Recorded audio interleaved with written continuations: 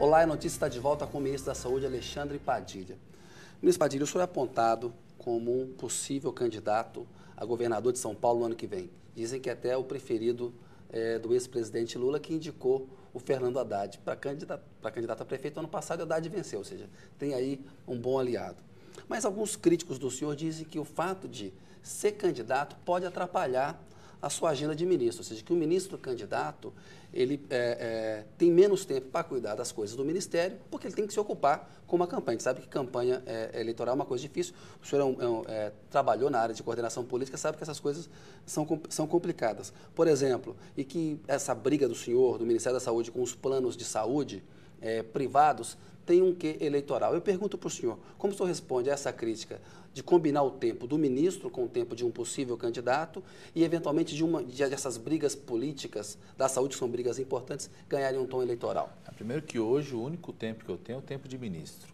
Eu estou muito animado estando no Ministério da Saúde, não tem nada que me honre mais como médico, como profissional de saúde, receber essa missão, que é um grande desafio que a presidenta Dilma me deu. Então, meu tempo é o tempo de ministro, trabalho muitas horas por dia, de segunda a segunda. As pessoas às vezes estranham, porque às vezes eu chego domingo, entro num hospital domingo, na unidade de saúde num sábado, tenho uma disposição de trabalho e estou muito dedicado e focado nisso. Inclusive essas coisas de candidatura, entra por um ouvido, sai pelo outro, não tenho dado atenção para isso, não tem sido o meu foco. Meu foco é o Ministério da Saúde, até porque ser um ministério bastante desafiante, e a gente sabe que a maior preocupação da população brasileira hoje é ter um serviço público de qualidade, ter um atendimento de qualidade. Mas a sua agenda não está muito focada em São Paulo? O Estado de São Paulo fez uma reportagem dizendo que o senhor viaja muito, por exemplo, para São Paulo, ou seja, e o senhor é ministro da Saúde do Brasil inteiro. Ao estar focando a agenda em São Paulo, não tem um lado de candidato nisso, ministro? Uma parte... Que não é ilegítimo também, porque o senhor é um político, não há uma ilegitimidade, mas não tem uma preocupação específica com o Estado de São Paulo, onde o senhor pode ser candidato? Imagina, uma parte das viagens é porque eu moro em São Paulo, né? Minha família está em São Paulo, sábado e domingo eu estou em São Paulo, né? Uma parte das viagens que foram citadas, inclusive, tem a ver com isso. Além da importância que o Estado de São Paulo tem e outros estados também têm, em relação à concentração de eventos da área da saúde. Na semana passada, por exemplo, eu estive quinta-feira de manhã em Belo Horizonte pela manhã, que foi um evento exatamente de debate sobre formação de médicos, provimento de médicos para os 4 estados da região sudeste, foi lá em Belo Horizonte. Depois eu fui para São Paulo à tarde para a Feira Hospitalar, que é a segunda maior feira hospitalar de produtos médicos do mundo inteiro. Então, uma série de agendas que acontecem em São Paulo, mas sempre agendas da saúde. O meu tempo é de ministro e te digo que estou muito animado com esse desafio que tenho, né? E não tem nenhuma movimentação no Ministério que possa ter qualquer intenção de visibilidade ou não. É porque os problemas são graves. Você estava comentando o plano de saúde. Não existia, a ANS foi criada há mais de 10 anos, não existia um ciclo de monitoramento sobre o prazo de atendimento no plano de saúde. Nós inauguramos isso em 2012, de 3 em 3 meses, são ciclos de monitoramentos. A palavra do usuário é fundamental, então quando o usuário registra uma queixa, é fundamental esse registro da queixa para contar o monitoramento. Nós montamos inclusive uma campanha publicitária do Ministério da Saúde agora, usando o 136, que é o número mais fácil de memorizar do que 0800 e outros números da ANS, aumentou em mais de 40% o registro das queixas pelos usuários. Então foi importante para isso. De invadir atribuições da ANS, justamente uma crítica foi essa, que em relação a campanhas, fez uma campanha com o símbolo do SUS, mas era uma atribuição da ANS.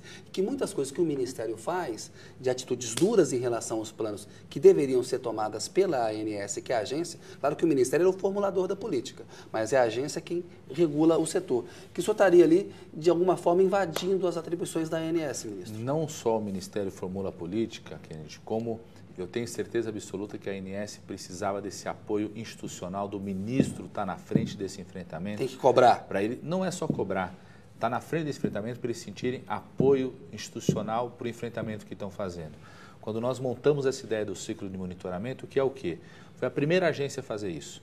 É o seguinte, o plano de saúde que não atende a pessoa no prazo correto, ele não vai poder vender para mais pessoas, não vai poder ganhar mais dinheiro, incorporar mais pessoas enquanto não atender com quem ele já tem contrato. E é um grande enfrentamento. Eu tinha certeza absoluta que a ANS precisava, já em 2012, foi no comecinho de 2012, estar com o ministro da Saúde ali do lado. Eu fiz questão de ir lá na sede da ANS, com os técnicos da ANS, com os funcionários, os diretores, fazer o primeiro anúncio do ciclo de monitoramento, porque a gente sabia que era um grande enfrentamento. que é o enfrentamento de um lado, mas capacidade de diálogo também, envolvendo as operadoras, mostrando, inclusive, separando, porque é bom separar também planos de saúde bons e planos de saúde que não cumprem. Claro. E aqueles que não cumprem serem punidos por conta disso, porque às vezes o plano de saúde que é bom, que está cumprindo, acaba pegando a imagem de não cumprir por um plano de saúde que não está cumprindo e não é suspenso. Então a punição sobre isso é importante. E a presença do ministro, do Ministério, nesse enfrentamento é importante, como foi agora. Para dar peso político às Peso cobranças. político e institucional. Aí, ministro, vamos entrar no detalhe aqui. Por exemplo, eles queixam os planos de saúde privados, que se colocou lá 3 dias para exame como prazo, 7 para consultas e 21 para internações. E que não se cobra, por exemplo, do SUS algo que se cobra dos planos privados. Eles falam, há um desequilíbrio, porque estão cobrando de mim um atendimento que o SUS também não consegue fazer. Como é que o senhor responde a essa crítica deles? Eu acho que nós temos que passar a cobrar do SUS. E para cobrar do SUS nós precisamos ter instrumento para isso. Por exemplo, está no Senado e na Câmara, o Ministério da Saúde apoia, tem dialogado com os deputados para aprovarmos uma lei da responsabilidade sanitária, onde você tem uma lei que estabelece metas de cumprimento de atendimento para os estados, para os municípios, para a União e punições, inclusive, não só do secretário, colocando mas prazo assim. Prazos, estabelecer metas e punições para o prefeito, para o governador, para o presidente da República, ou seja, como foi a lei de responsabilidade fiscal? Ela obrigou uma profissionalização na gestão fiscal, estabeleceu metas fiscais e quando o governante ele é implicar, inclusive, com punições, ter que mostrar a transparência, isso movimenta a administração pública. Uma outra lei que nós estabelecemos agora... Para os privados, desculpa, ministro, para os privados, antes de fazer para o SUS, não cria um desequilíbrio? É porque os privados eu já tenho a regulamentação para isso. É diferente em relação aos públicos. Tem que criar um marco para isso, uma lei. Os públicos, quem gerencia é o município ou o Estado, não é a relação direta com o governo federal. Então, para os públicos, o município e o Estado, eu preciso dessa lei de responsabilidade sanitária, ou a lei agora que a presidenta Dilma sancionou, que estabelece que em 60 dias tem que ter o tratamento do câncer a partir do diagnóstico, ou seja, são marcos legais que permitem que o Ministério possa, inclusive, ter instrumentos de punição para isso, o Ministério Público e outros. O plano de saúde, a relação é direta do governo federal, é a ANS, um órgão do Ministério da Saúde, com as operadoras de plano de saúde. Então, você consegue estabelecer uma relação mais direta. Tem um outro debate sobre o privado ainda, que tem discussão no Congresso sobre isso, que hoje a ANS ela tem direito de regular o plano de saúde, mas ela não pode regular o hospital privado, ou seja, ela não pode acompanhar a prestação de serviços, ter formas de questionamento sobre o atendimento. Esse é um debate que o Congresso está fazendo, inclusive, para ampliar a competência da ANS, para, além de regular o plano de saúde, poder regular o hospital privado também. Ministro, a gente tem mais ou menos de 800 a 1.000 operadoras de saúde privadas no Brasil. O número é mais ou menos esse, porque abre e fecha, mas é muita coisa, né? Há uma avaliação de que a rentabilidade deles caiu muito, que é um setor em crise e que seria necessário haver um enxugamento dessas operadoras. O Ministério, o senhor pretende tomar alguma medida para diminuir o número dessas operadoras? Faz isso que o senhor falou, separar o joio do trigo, ou seja, isso está em andamento, tem uma meta, que número ideal de operadoras privadas deveria existir no Brasil? Existe hoje uma Câmara chamada Câmara da Saúde Suplementar. Eu, inclusive, fui o primeiro ministro da Saúde a frequentar essa Câmara. Reúne Ministério da Fazenda, Justiça, operadores de plano de saúde, representantes do órgão dos consumidores. Nós criamos que essa Câmara, de 2 em 2 anos, monta a agenda de pontos prioritários. Um dos pontos prioritários dessa Câmara, o segundo ponto, é a sustentabilidade do setor. O Brasil tem mais de 1.000 operadoras hoje. Mais de 1.000. E tem alguns planos de saúde, algumas operadoras que cuidam de 5.000 usuários, 3.000 usuários, em redes muito restritas. Isso é insustentável. Então, nesse processo de amadurecimento da saúde suplementar, nós temos que migrar, sim. Haverá uma concentração. Uma certa forma de concentração, não de gerar monopólios, mas de você ter algumas operadoras de plano de saúde que são inviáveis estarem sozinhas, porque cada vez mais aumenta o procedimento, cada vez mais aumenta a complexidade dos atendimentos. Você não resolve todos os problemas de saúde num município isolado, você precisa de uma rede de atendimento. Então, eu acredito que nós vamos passar a migrar cada vez mais, por exemplo, as cooperativas das Unimedes, trabalhar de cada vez mais conjunta. A Federação Nacional das Unimedes hoje tem um papel importante nisso. Pequenos planos de saúde, às vezes tem um hospital isolado que tem um plano de saúde do hospital de forma isolada, poder aderir a outros hospitais. O ideal seria uma redução para quantas operadoras? É difícil dizer, mas você pega, quando você pega de 100 a 200 operadoras hoje, elas correspondem à maioria dos usuários de planos de saúde. Então, aos poucos, eu acho que nós vamos trabalhar, sim, para reduzir para menos de 1.000, depois para menos de 600, menos de 700. Só para você ter uma ideia, a United, que é uma das maiores operadoras mundiais, só nos Estados Unidos ela tem 70 milhões de usuários. Uma operadora nos Estados Unidos tem mais usuários do que todo o sistema de operadoras no Brasil.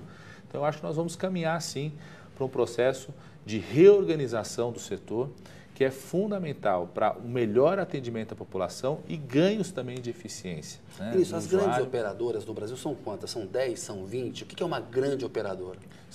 Se você pegar 50 maiores operadoras, são aquelas que têm mais de 20, mais de 30 mil vidas, mais de 20, 30 mil usuários. São poucas operadoras que são grandes. Algumas delas, quando você pega as 15 maiores, você pega mais de 50 mil, mais de 100 mil vidas. Você tem um conjunto grande de operadoras com menos de 20 mil vidas. É quase insustentável um plano como esse. É lógico que alguns conseguem sobreviver, né, com poucas vidas, mas a grande maioria deles tem muita dificuldade de oferecer ao seu usuário o atendimento de qualidade. Então, por isso que é possível, sim, reduzir o número de operadoras, sem isso significar monopólio, mas um grau de concentração pode ser uma alternativa para o Brasil. Um setor mais saudável. Mais saudável economicamente. Mais sustentável e também com maior capacidade de regulação e fiscalização também, porque você começa a ter regras mais claras, você consegue ter um número menor de operadoras e de atores, então o processo de fiscalização também pode ser aprimorado, ganhando muito o usuário e o paciente. Ministro, está num detalhe aqui, ou seja, aqueles planos individuais de saúde praticamente sumiram aí da oferta das operadoras. As operadoras reclamam que há um excesso regulatório sobre esses planos e que por isso é que não está ofertando mais. Estão fazendo aqueles chamados planos coletivos. Há rumores de que o governo pretende fazer regulação maior sobre esses planos coletivos. Isso vai acontecer? Por que é importante fazer isso? As operadoras dizem que é ruim. Olha, mais regulação vai dificultar ainda eu poder oferecer esses planos. Eu acho que a principal regulação que nós temos que fazer é em relação ao atendimento. Por isso nós criamos esse ciclo de monitoramento do prazo do atendimento. Essa é a principal, porque isso, olhando o paciente, o atendimento que é feito ao paciente, você obriga a reorganização da rede.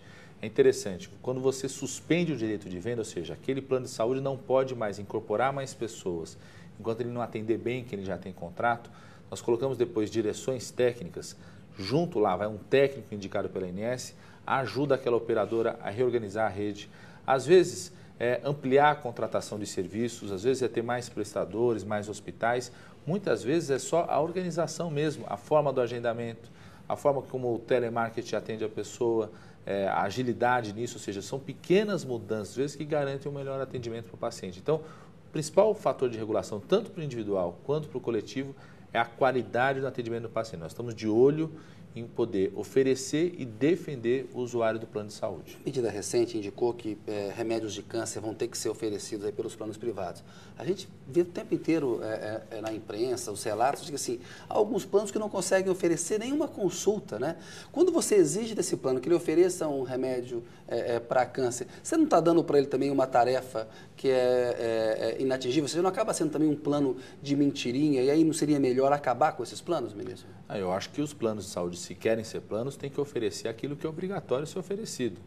Quem vende plano de saúde, né? Quem faz propaganda para usuários, estabelece contratos e compromissos, tem que cumprir com os seus contratos. Tem que entregar a mercadoria prometida. Tem que cumprir, Nós estamos falando de saúde, não estamos falando de tá vendendo qualquer outro produto, nós estamos falando de planos que vendem para as pessoas a oportunidade de ter atendimento médico com qualidade. É isso que é divulgado, é essa que a publicidade que é feita. Planos muito baratos, de 70, 80 reais, aí a pessoa compra, quando ela vai procurar um atendimento, não serve para nada. Exatamente por isso que eu digo que o atendimento, o monitoramento do atendimento vai ser o principal fator de regulação, até para impedir situações como essa. Nós somos absolutamente contra a ideia de que possa existir planos pobres para pobres, ou seja, planos de valores baixos que não garantem um atendimento, não oferecem nenhum grande atendimento àquela pessoa e quando ela precisa de fato, ela tem que recorrer ao Sistema Único de Saúde. Kennedy, nos últimos 2 anos, em 2 anos, 2011 e 2012, só aprimorando a gestão do Ministério da Saúde e da ANS, nós conseguimos de ressarcimento ao SUS, ou seja, retorno ao SUS do atendimento de um usuário de plano de saúde, mais do que foi ressarcido desde a criação da INSS. Quanto? Nos últimos 2 anos foram quase 170 milhões de reais. E é pouco ainda, é possível... Porque o orçamento do SUS está quanto o anual? Do Ministério da Saúde, quase 90 bi, do SUS inteiro, quase 180 bilhões de reais. É muito pouco, né? É pouco ainda, pode ressarcir muito mais ainda.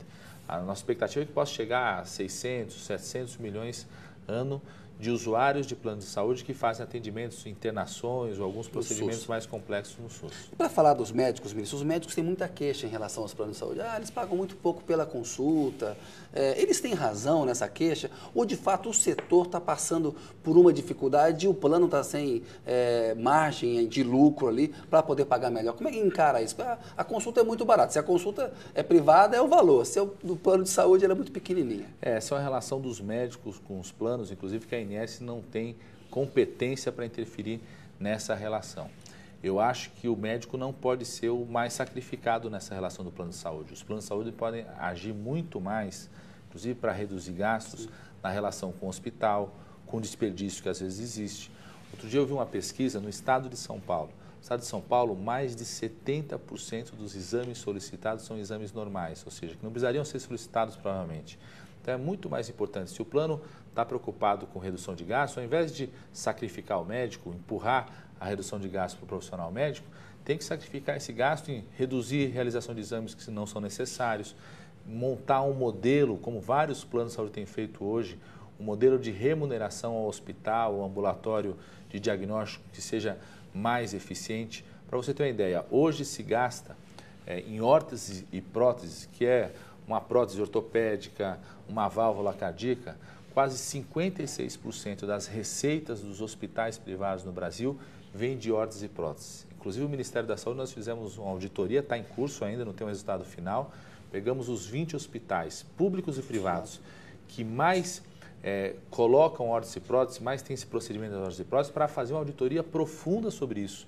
Porque nós desconfiamos que tem algo na cadeia entre a produção, a compra, a indicação da órtese, a fixação da órtese, que está elevando os custos desse material que não seria necessário. Tem órtese sendo comprada com valor, às vezes, até 100 vezes maior do que foi registrado na Anvisa no momento do registro no país. Ou seja, se é para atacar gasto, ao invés de sacrificar o médico, vamos se concentrar nessas ações do modelo de remuneração, na eficiência dos custos. Eu queria mudar um pouquinho de assunto agora, falar uma coisa mais geral em relação à medicina. Foi aprovado no Congresso aí na última semana um projeto que permite a internação compulsória de um usuário de droga. O senhor, como médico, né, como político, há uma crítica de muitos médicos que dizem, olha, não é eficiente isso, né? Você obrigar uma pessoa a se internar compulsoriamente, um usuário, seria até uma tortura, né? Qual é a opinião do ministro da Saúde a respeito disso? O projeto da internação involuntária. Na verdade, aprimora uma situação que já tinha na lei federal. Eu diria o seguinte, viu, Kennedy? Se qualquer rede de saúde para enfrentar o problema das drogas for centrar a sua atuação na internação, está fadado ao fracasso. Se achar que vai resolver o problema da dependência química internando as pessoas, não vai dar conta, porque o centro tem que ser a reconstrução do projeto de vida dessas pessoas. Sim. Desde a prevenção, oferecer oportunidade de trabalho, reconstruir os laços com as famílias, isso a internação isolada não dá conta disso. Estamos caminhando, agora, o Congresso não caminhou para um caminho errado? Não, eu acho que o Congresso está correto, porque é o seguinte, ao mesmo tempo, você precisa ter uma regra clara, porque um profissional de saúde que encontra uma pessoa que é dependente químico, que está em risco de vida ou coloca em risco a vida de alguém, essa pessoa tem que ser internada. Aí o senhor defende? Defendo plenamente e é exatamente esse o texto final. O texto, inclusive, aprimora questões interessantes da lei anterior, que a lei anterior não falava. A lei anterior já previa internação involuntária. Inclusive, olha só que interessante, a lei que previa internação involuntária foi a mesma lei que acabou com a figura dos manicômios no país. Então, você criou regras para a internação de uma pessoa que tem transtorno mental. Nessa lei agora aprovada pela Câmara e pelo Congresso, o que teve de algo importante? Ela cria uma regra dessa internação involuntária. É um profissional de saúde que tem que avaliar, a família tem que solicitar, um profissional de assistência social pode indicar, mas um médico tem que avaliar, um profissional de saúde tem que fazer o laudo final e estabeleceu que o prazo máximo de internação é 90 dias, ou seja, não reconstrói algo que nos preocupa muito, que seria remontar os antigos manicômios. Ou seja, não é a melhor medida, mas está mais claro agora quando tomá-la. Está mais claro e ela não pode ser o centro da rede. O centro da rede tem que ser o seguinte, tem que montar tipos de atendimentos diferentes para realidades muito diferentes. É isso que o governo federal oferece para os estados e municípios.